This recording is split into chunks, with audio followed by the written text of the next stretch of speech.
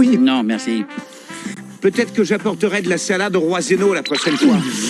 Et dire que t'as seulement prononcé son nom. Et si je peux me permettre, Seigneur Birus, pourquoi t'as autant la trouille du roi Zeno?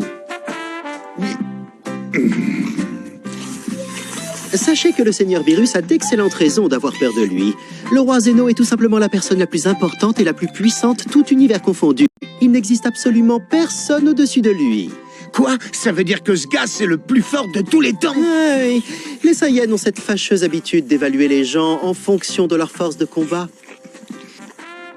Le roi Zeno ne se bat absolument jamais. Et pourtant, c'est tout de même lui le plus fort que vous ne pouvez l'imaginer. À ce point-là, c'est vrai. Je croyais que le Seigneur Birus vous en avait parlé lors du tournoi. Le roi Zeno est capable de détruire tout et n'importe quoi en une fraction de seconde s'il le désire.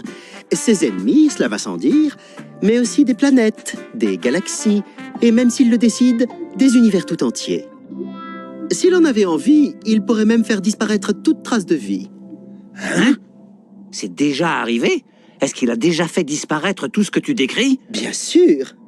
Et la preuve en est qu'autrefois, il existait 18 univers. Ça veut dire qu'il a totalement anéanti 6 univers? Si quelque chose vient contrarier même très légèrement l'humeur du roi Zeno, bang, terminé.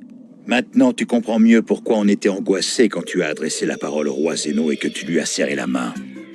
Ah, pas étonnant. Kakarot n'est qu'un idiot. Ah, j'ai accepté le tournoi alors que je lui ai serré la main. J'ai hâte de me battre contre les plus grands guerriers des 12 univers réunis. Ce qui est sûr, c'est qu'il n'en faut pas beaucoup pour que tu te sentes à l'aise.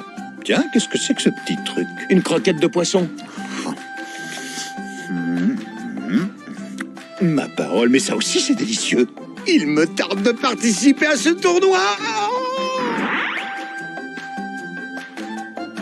Je m'y vois déjà.